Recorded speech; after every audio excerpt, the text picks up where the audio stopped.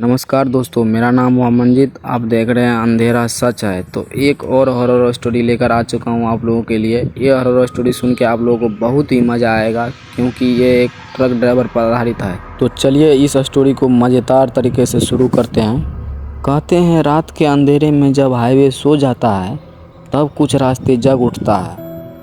कुछ रास्ते जहाँ लाइट ना होती ना आवाज़, बस होती है तो सिर्फ खामोशी। और उस खामोशी में कभी कभी सुनाई देती है किसी अनदेखी सवारी की दस्तक। ये कहानी है एक ऐसे ट्रक ड्राइवर की जिसकी एक रात की ड्राइविंग उसकी ज़िंदगी की सबसे डरावनी ट्रिप बन गई। नाम था उसका वीरेंद्र उर्फ वीरू।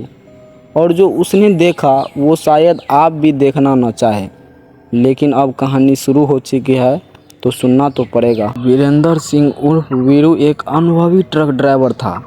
उम्र करीब 38 साल, लंबी मूछें, गठीला शरीर और हमेशा हंसते रहने वाला इंसान। लेकिन उस रात जब बिहार के औरंगाबाद से झारखंड के चतरा की ओर रवाना हुआ तो मौसम में कुछ अजीब सा सन्नाटा था। आज का मौसम कुछ ज़्यादा ही खामोश है। वीरू ने अपने हेल्पर छोटू से कहा। छोटू भी कुछ बेचैन सा दिख रहा था। भैया, ये रास्ता तो ठीक है ना? कल शाम को ही सुना था कि बारह घोड़ा के जंगल में कुछ अजीब हुआ था। एक ट्रक रात में गायब हो गया और ड्राइवर सुबह बगल के कुएं में मरा मिला। वीरू हंसा। अबे डरपोक, सड़क पे चलने वाले डरते नहीं, डर को कुचल के आगे बढ़ते हैं। लेकिन उस रात डर ने सड़क पर वीरू का इंतजार किया था। रात के करीब 1 बजे ट्रक एक पुराने सुनसान हाईवे पर पहुंचा। चारों ओर घना जंगल, कोई लाइट नहीं, सिर्फ हेडलाइट्स की पीली रोशनी और इंजन की गड़गड़ाहट। तभी अचानक सड़क के किनारे एक औरत दिखाई दी, सफ़ेद साड़ी में, बिखरे बाल और चेहरा ढका हुआ। वीरू ने ब्रेक मारे। छोटू बोला, भैया ये कौन है रात के इस वक्त यहाँ? वीरू बोला, सवारी लगती है, जंगल से कोई गांव की ओर जा रही होगी, पूछ लेते हैं एक बार। लेकिन जैसे ही ट्रक रुका, धीरे धीरे ट्रक की ओर पास आई और बिना कुछ कहे चढ़ गई ट्रक पर। केबिन के पीछे बैठ गई। वीरू ने पीछे मुड़कर देखा, मगर औरत ने सिर नीचे झुका रखा था। कहाँ जाना है बहन? वीरू ने पूछा। कोई जवाब नहीं आया। वीरू ने छोटू की ओर देखा। दोनों कुछ असहज हो गए, लेकिन ट्रक फिर चल पड़ा। लगभग 10 मिनट की ड्राइव के बाद वीरू को पीछे से हल्की सिसकियों का आवाज़ आने लगी। छोटू, तूने सुना? हाँ भैया, पीछे कोई रो रहा है। वीरू ने ट्रक रोका और पीछे मुड़कर देखा। अब वो औरत वहाँ नहीं थी, पीछे की सीट खाली थी। छोटू ने नीचे झांक कर देखा, कुछ नहीं। वीरू ट्रक से उतरा, चारों ओर देखा, अंधेरा सन्नाटा। अचानक एक झटका लगा और ट्रक का हॉर्न अपने आप बजने लगा। वीरू और छोटू दोनों घबरा गए। कोई मजाक कर रहा है क्या? वीरू गुस्से में चिल्लाया। लेकिन तभी ट्रक के साइड मिरर में वीरू ने देखा वो औरत ट्रक के बिल्कुल पीछे खड़ी थी।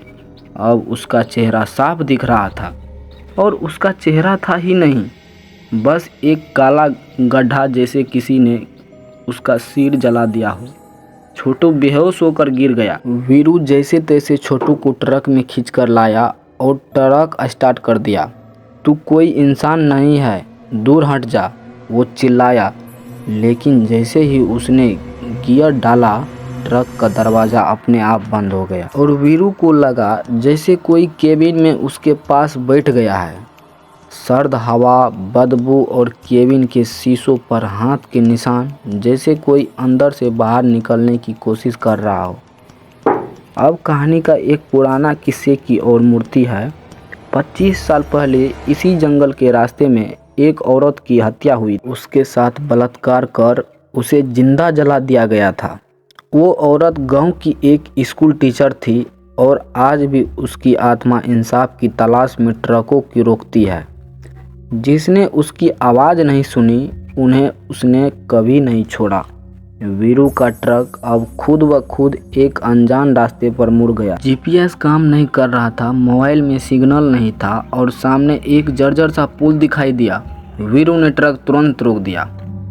हम कहाँ जा रहे हैं छोटू? छोटू ने बोला, ये कोई रास्ता नहीं है भैया। तभी ट्रक का हेडलाइट अपने आप बंद हो गई और एक फीकी सी आवाज़ आई, मुझे मेरे गुनहगार चाहिए, तू मुझे वहाँ ले चल जहाँ मेरा जलता जिस्म गिरा गया था। वीरू की सांसें दम गई। छोटू अब तक होश में आ चुका था। वो चिल्लाया, भैया ये भूतनी है, ट्रक छोड़ दो, भाग चलो। लेकिन दरवाज़ा लॉक हो चुका था। ट्रक अचानक अपने आप चलने लगा। वीरू कुछ कर नहीं पा रहा था। हेडलाइट्स खुद ब खुद जली। ट्रक उसी पुराने कुएं की तरफ मुड़ गया जहां उस औरत की लाश फेंकी गई थी। वहां पहुंचते ही ट्रक रुक गया। आसपास जलती चिताएं, जलते चेहरे और दूर खड़ी वही औरत।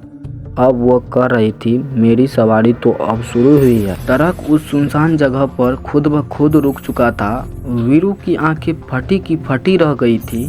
सामने पुराना कुआं था जिसके चारों तरफ राख जलते हुए कपड़े और टूटी चिड़ियां बिखरी पड़ी थी। छोटू कांपते हुए बोला, भैया ये तो वही कुआं है जहां से डरावनी कहानियां सुनते हुए आए हैं। अचानक वीरू की घड़ी बंद हो गई। ट्रक की घड़ी उल्टी दिशा में घूमने लगी। हवा की रफ्तार तेज हो गई और एक औरत की धीमी पर करकराती हुई आवाज़ आई, मेरी मौत का वक्त यहीं था और अब तुम्हारा समय भी यहीं से शुरू होता है। वीरू का सिर चकराने लगा। सामने अंधेरा और उसके भीतर अतीत की एक छवि उभरने लगी। उसे याद आया जब वह 10 साल का था। उसके गांव में एक औरत को गांव वाले ने डायन समझकर जला दिया था। उसी के चिल्लाने की आवाज़ थी जो आज उसे बुला रही थी। वीरू तू भी था ना वहाँ? तूने भी तो देखा था मुझे जलते हुए, पर कुछ नहीं कहा। वीरू हक्का बक्का था। ना नहीं, मैंने तो कुछ नहीं किया था। आवाज़ आई, पर तू रोका भी नहीं। छोटू ने वीरू को झकझोरा, भैया ट्रक फिर से चल पड़ा है। अब ट्रक एक उलझे कांटे से भरे जंगल में घुस चुका था जहां सड़क जैसी कोई चीज़ नहीं थी। पैरों के बीच ट्रक का इंसान चीख रहा था लेकिन ब्रेक काम नहीं कर रहे थे। वीरू का ध्यान फिर शीशे की ओर गया। वहां फिर वही औरत खड़ी थी। इस बार उसका चेहरा साफ था, जल चुका था, आंखों की जगह सिर्फ खाली गड्ढे। वो कह रही थी, अब मैं तुम्हारी गुनगुनाहों से गिनती शुरू कर रही हूँ। जैसे ही ट्रक एक वीराने में रुका, वीरू ने देखा पीछे की सीट पर अब 3 सवारियाँ थीं। 3 औरतें, हर एक की शक्ल झुलसी हुई, कपड़े फटे हुए और आंखें से खून टपकता हुआ।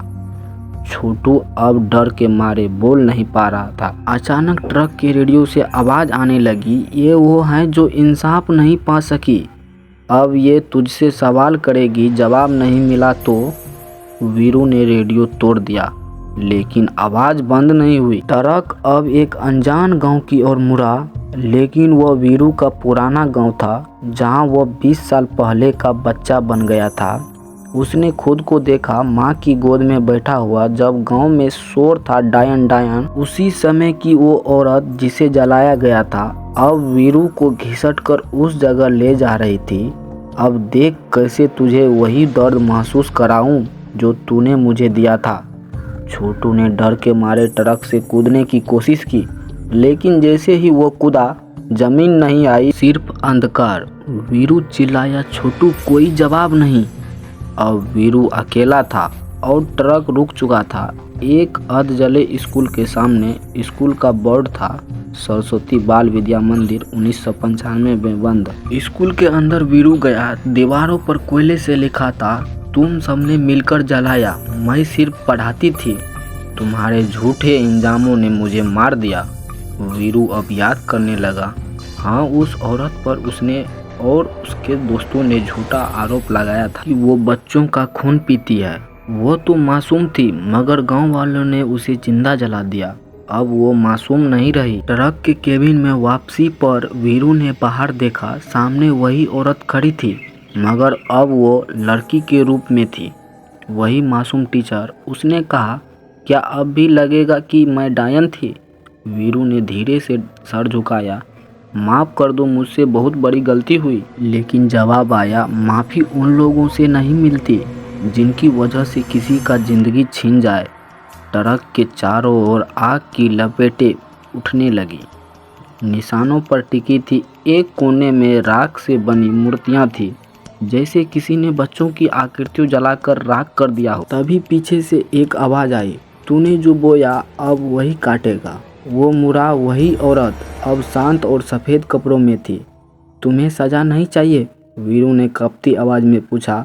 नहीं, अब तुम्हें दिखाना है सच क्या था। स्कूल की सीढ़ियाँ नीचे किसी तहखाने में जाती थी। वीरू ने डरते हुए वहाँ कदम रखा। नीचे एक अजीब नीली रोशनी थी और बीच में खड़ा था छोटू। लेकिन छोटू अब वैसा नहीं था। उसकी आंखें सफ़ेद, चेहरा भवानी जैसी, उसकी आत्मा किसी और के कब्जे में हो। भैया, अब हम वापस नहीं जा सकते। ये रास्ता तो कब का बंद हो चुका था। वीरू घबरा कर कहा, तू जिंदा है या मर गया?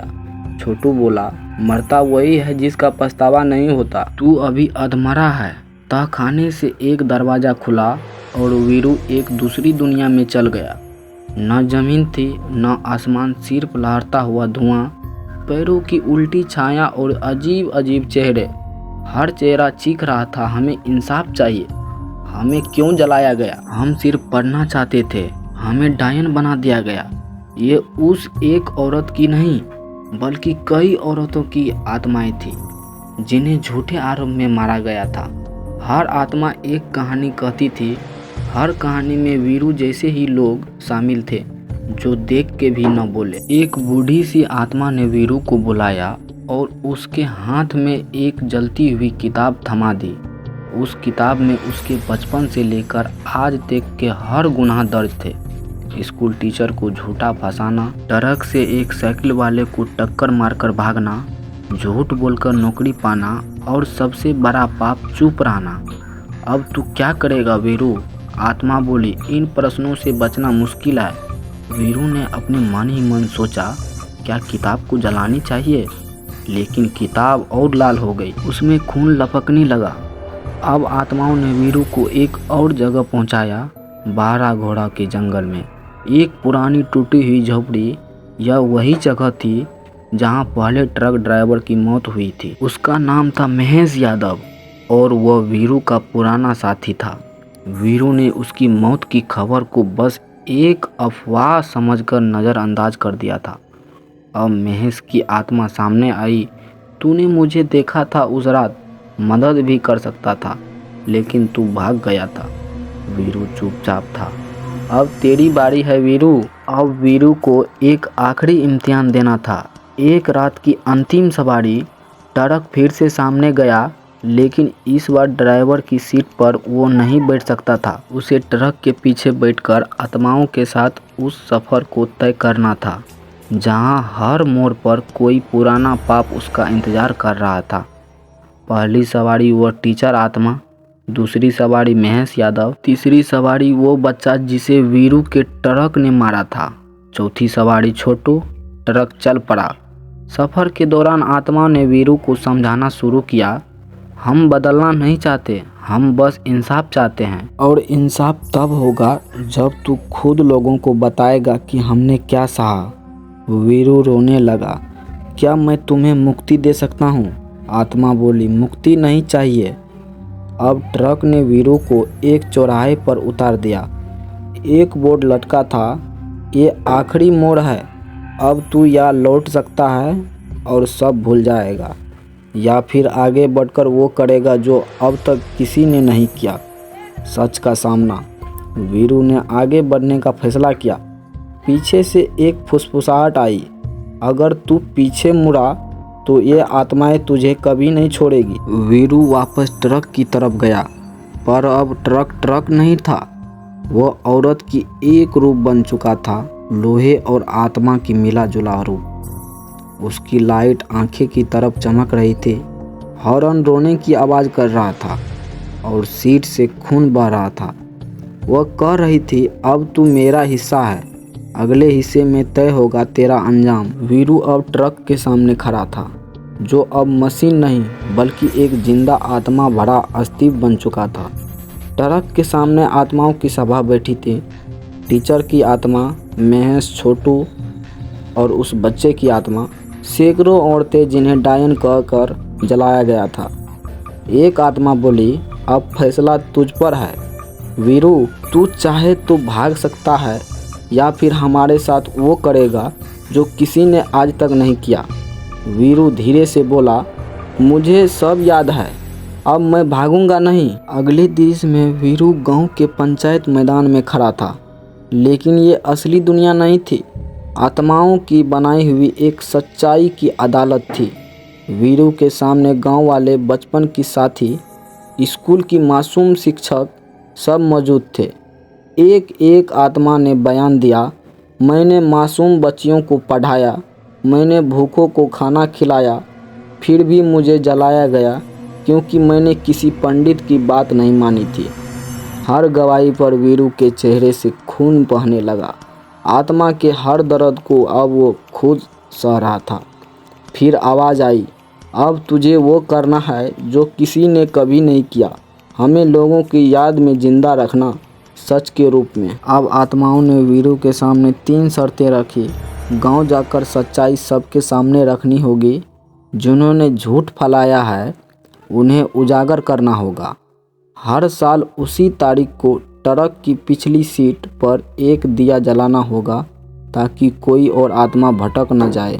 वीरू ने हाँ कर दी, लेकिन छोटू की आत्मा बोली, भैया अब तुम्हें अकेले कैसे करोगे ये सब। वीरू बोला, मैं अब अकेला नहीं हूँ, मैं खुद सवारी बन चुका हूँ। अब आत्माओं को मुक्ति देने का एकमात्र तरीका था बलिदान, और वो बलिदान केवल उस व्यक्ति को हो सकता था जिसने सबसे ज़्यादा गुनाह छिपाए थे। वीरू ने ट्रक के आगे घुटनों पर आकर कहा, मुझे ले लो, लेकिन बाकी आत्माओं को मुक्ति दे दो।